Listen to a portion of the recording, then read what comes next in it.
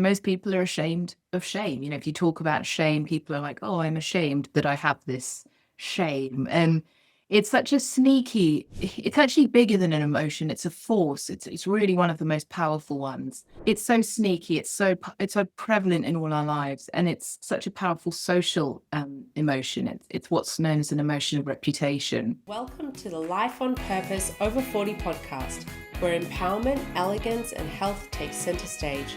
I'll be your guide on this thrilling journey to outshine your past self. This is a podcast all about transformation.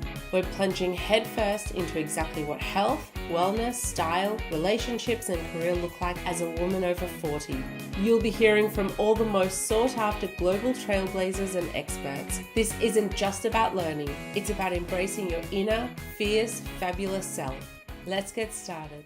Welcome to the podcast. I'm so excited. This is a very, very, very special day for me today. I have the lovely Jessica with us today.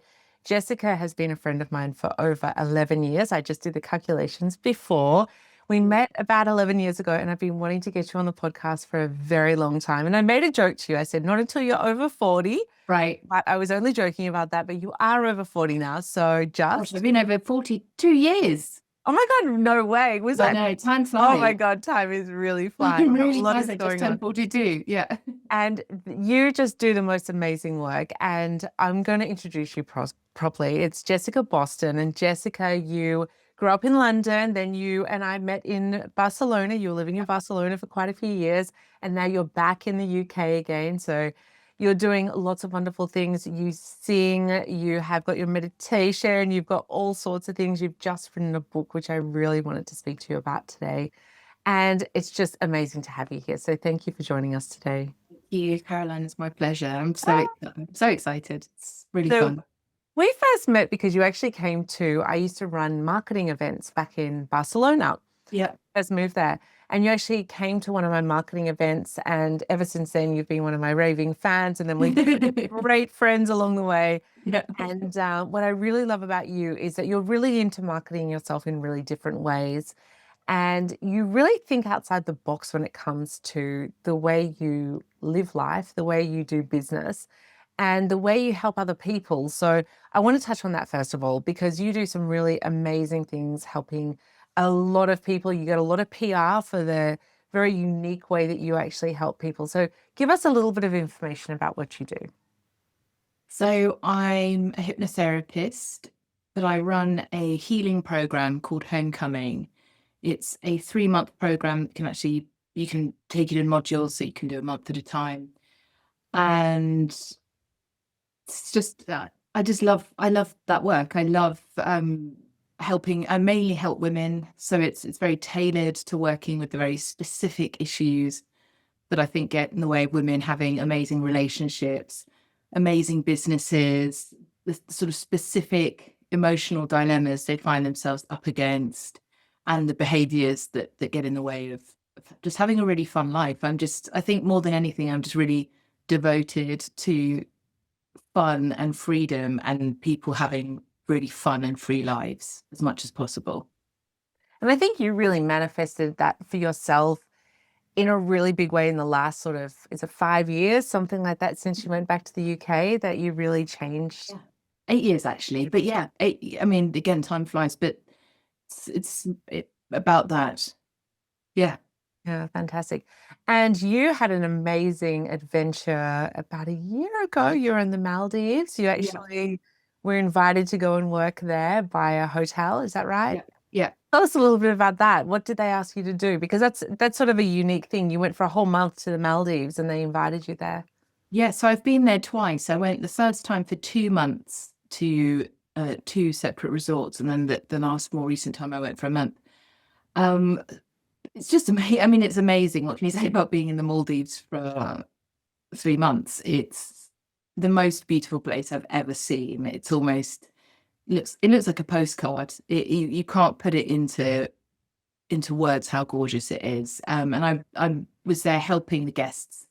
So it's something that like people sort of can't grasp is that you could be somewhere like in the Maldives and not having a good time, or how can you be in paradise and not be okay? But doesn't matter where you go, it doesn't matter what your lifestyle is.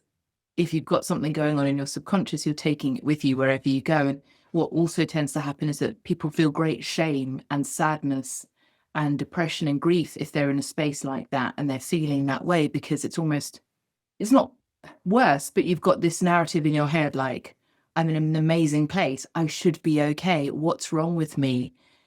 And so I think it's really forward thinking of that chain of hotels to have people there that really take care of the whole experience, because if you're dropping very serious amounts of money and your mind is elsewhere, and it's also a great opportunity to do something while you've got a bit of downtime and do a bit of soul searching and self-development. So it's just a dream come true.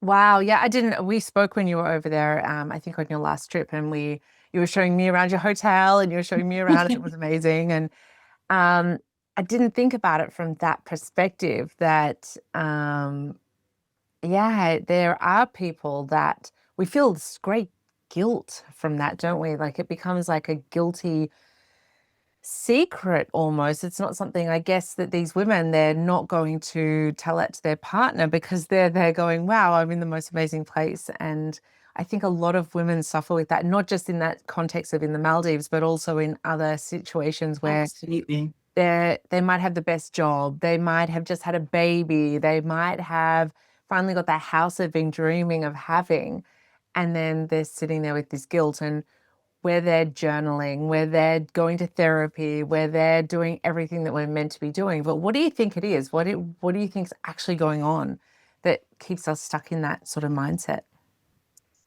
I think there's a few things going on. I think we're all on a bit of a hedonic treadmill where we are invited to want more and more and more constantly. And we're also in a society that really deeply encourages shame.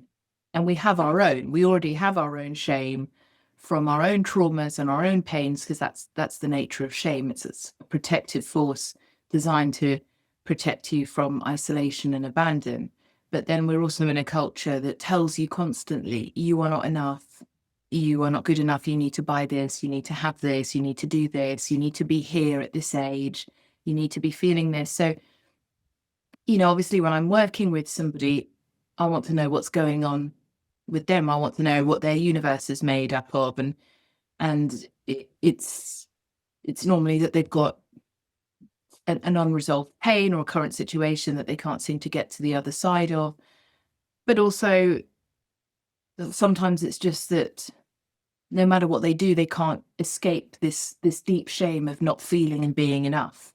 And how many women do you think suffer with that? I would say 99.9% of women. Hmm. I would say that, I mean, again, I'm sort of thinking predominantly women in the Western world that have been socialized in a certain way. I'm yet to meet a woman that doesn't have that on some level. But I'll let you know if I do.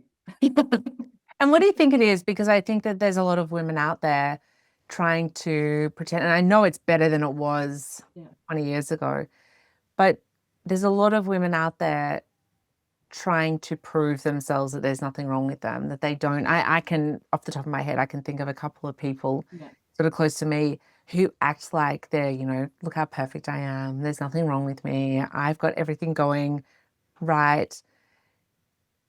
What is that? Like, what is it? That's part of the shame, isn't it? That we have to hide that. So I think we underestimate how many paths lead back to shame. And I think also because shame is a really misunderstood emotion, and it's a kind of unsexy emotion.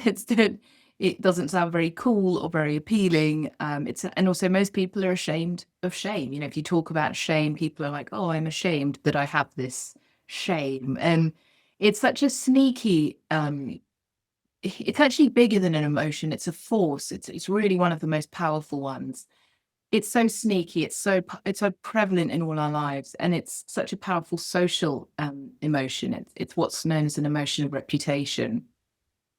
So we all, anyone who wants to like fit in and be a part of society, are going to have a lot of shame, and it manifests in different ways. So, talking about approver, on my website, I have a quiz to determine whether you're more pleaser, prover, procrastinator, or panicker.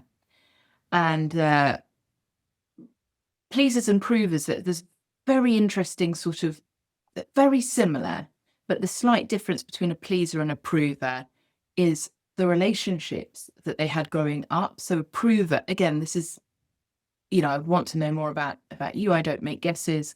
The prover tends to be somebody that's more obsessed with like status. So either had a very good relationship with their father or a not so good relationship with their father, but they want to prove. Proving has got a more what we might consider and these are words I don't normally use, but maybe a more masculine, kind of aggressive, angry energy. I would say a prover is a pleaser that's got angry. And then a pleaser tends to be more guilty. So a pleaser tends to have been learnt more from their mother, learnt more in a maybe more, again, these words I don't use that often, but maybe a more feminine environment. It spent more time with the mother. So there's a distinct difference between the two, and it tends to be which emotions they lead with. And even like I say, the prover tends to be more angry. It doesn't mean that they're angry all the time. It means that there tends to be a repressed anger that's bubbling under the surface, and a need to just constantly be showing that they are okay, that they are enough, that they are enough. So again, it's all shame. It just depends how your shame manifests. You're making me think of all these things that I'm like, well, we have to talk off the camera, because I'm like, whoa. I love talking about shame. I could talk about shame. I'm at a dinner party. If somebody starts talking about shame, I'm like, blah, blah, blah, blah. I just want everyone to know more about it, because also I think one of the saddest and hardest things about the idea of shame is that it really just fundamentally makes you believe that you are not good, you are not okay. Shame's whole narrative is there's something wrong with you. It's about wrongness and rightness. And this idea that it doesn't take much to, especially if you've got a lot in the system, like it doesn't take much to set off this idea that you're wrong. And it's so deep, it's so pervasive. So if we want to set ourselves free, we have to understand shame better. We also have to understand guilt better. But shame is more powerful because guilt eventually transforms into shame. Okay. Guilt transforms into shame. Over time, it's cumulative. Yeah. You feel the shame because you had some sort of guilt. Yeah, that makes sense. Also, shame is more an identity emotion. Shame is about who you are as a person. So it travels down the different levels, right? So you've got emotion, behavior, beliefs, values, identity, and then spiritual realm at the top. The identity, how you feel in your identity, is going to travel down into every single area of your life. Like if it's only at the belief level and it hasn't traveled up to identity yet, it's not that you're okay, but you're much better off than it's become a part of who you are. Guilt is more about behavior, but guilt is also a very interesting emotion that has to be studied. And I don't want to throw too much at everybody listening, but yeah. So these are the things that I help women really understand, because really to heal really well, you have to understand shame as well, because the very difficult thing about shame is it really slows down your healing process. It turns your healing into a labyrinth. You take one step forward, you take 10 back. You take one forward, you take 3 back, because it doesn't really want you to make progress. So if we had to say, what are the top reasons why people have got some sort of trauma? I think, they're probably parents not treating them well as children, sexual abuse. Mm-hmm. I don't know what else is in there, bullying at school. So those things, and I don't know if there's something else that I've missed, that I can't think of anything else that's really. I mean, there's lots and lots of different. But I think there's sort of like the main ones that. Oh, right. Yeah. I mean, there's lots. Yeah, but there are the big T traumas. Yeah. We also underplay the impact of smaller T traumas and the impact that, because again, with smaller T traumas, they create a lot of shame as well. So you're saying all of those things, it doesn't matter what they are, they create shame. So again, I don't want, it's a difficult thing to say because I'm not a very good person at saying things like in a blanket way, like, yes, every single trauma creates shame, but I would say that if it's a trauma, it has created some shame, because that's a part of what makes it the trauma. Because it's really interesting, because you can have events, and I've really heard, I would say it all. I've heard the absolute worst of it. And I've also, and this is not a judgment to anything, but I've heard things that you would think, oh, that doesn't really sound that bad. Or, that sounds sort of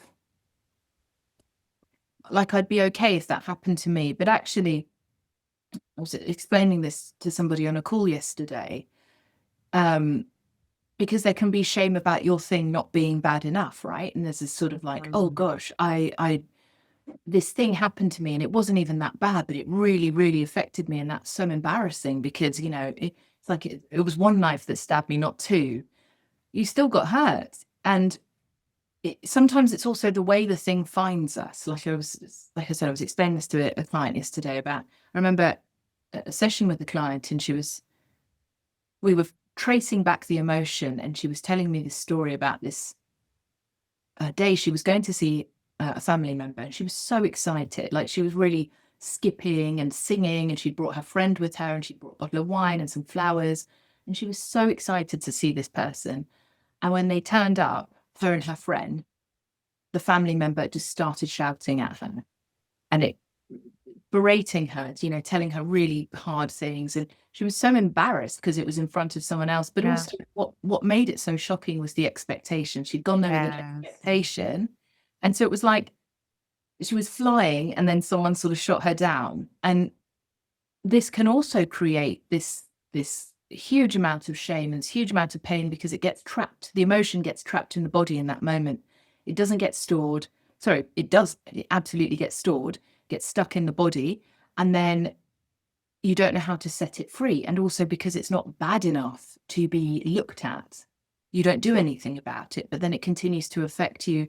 You continue to isolate yourself, because what shame then does is to protect the wound, to protect the pain. It isolates you, keeps you away from people. See, the trust breaks. The trust breaks in somebody else. The trust breaks in your own relationship with yourself, because you think, I'm the one that predicted that reality. And that reality wasn't what I thought it was going to be. I thought I was going to go in there skipping, and then I got shouted at. I must not be able to trust my ability to predict.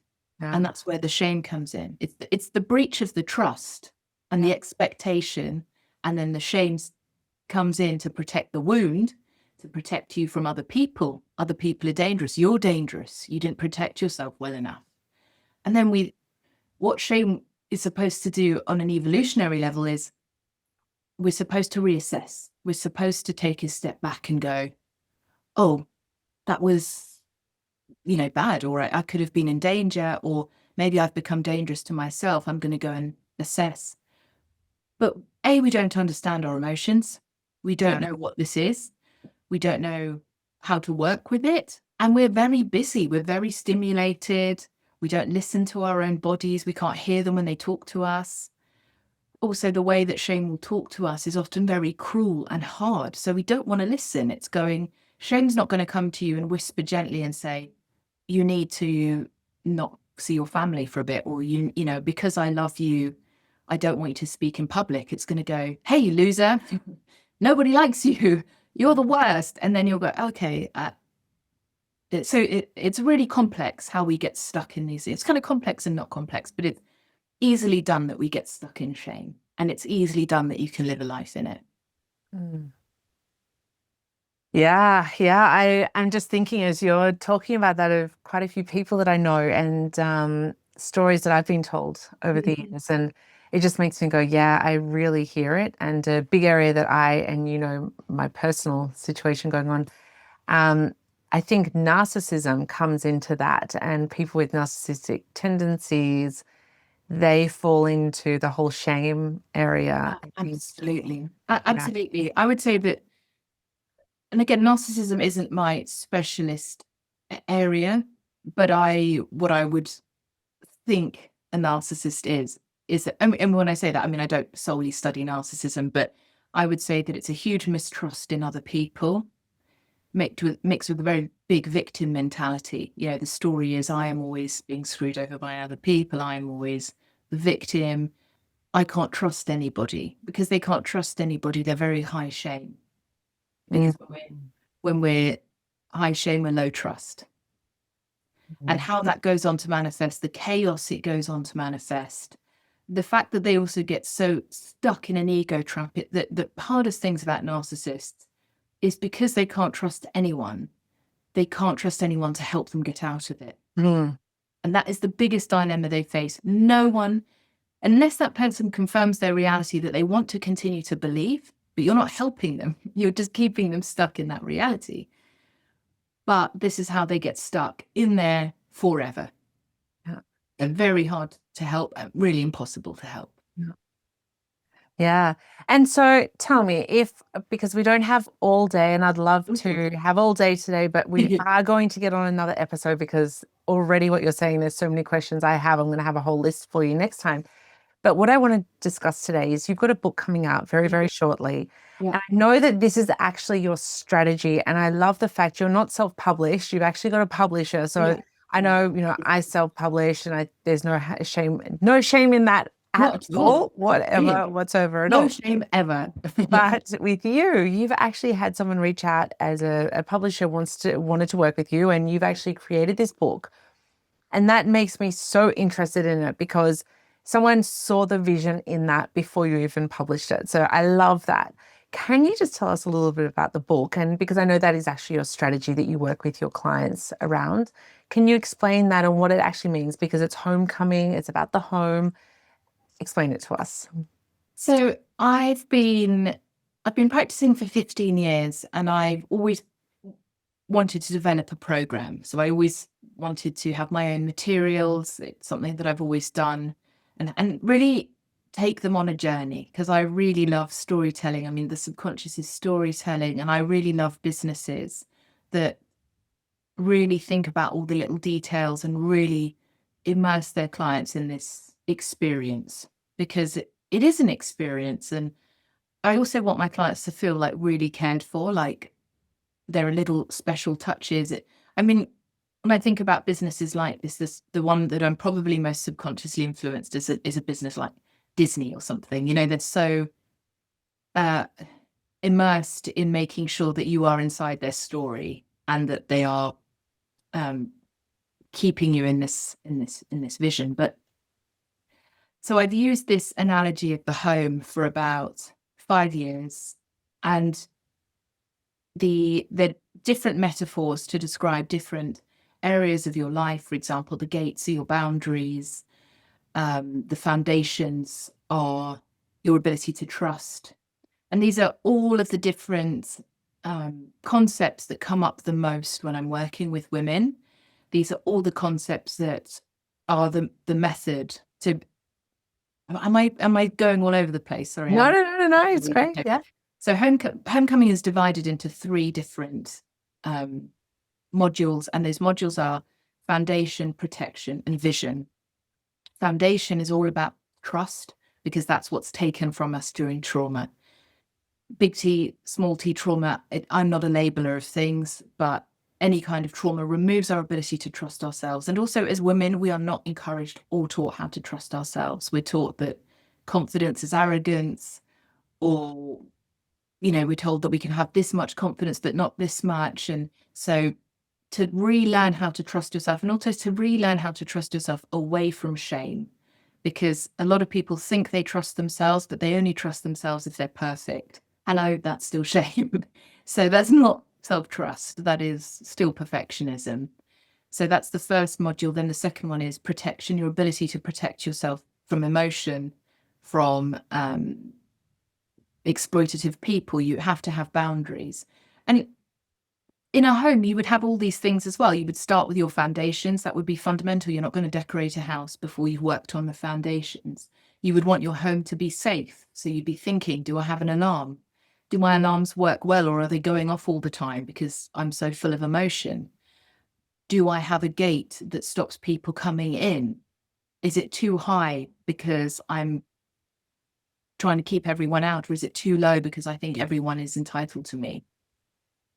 And then the final module is vision. So we're working on bigger dreams, on the decorating, on what is the house going to be now that it's what you want it to be as well. Because another reason I love this home analogy is that sometimes our home is full of stuff that isn't ours. It's full of, things that we got from our parents, or some ugly painting that your grandmother gave you that your mother insists you have to hang. And actually, when we look at your life and look at this journey, it's like, what do you want your home to be? What are you choosing your life? Are you choosing the beliefs that you hold?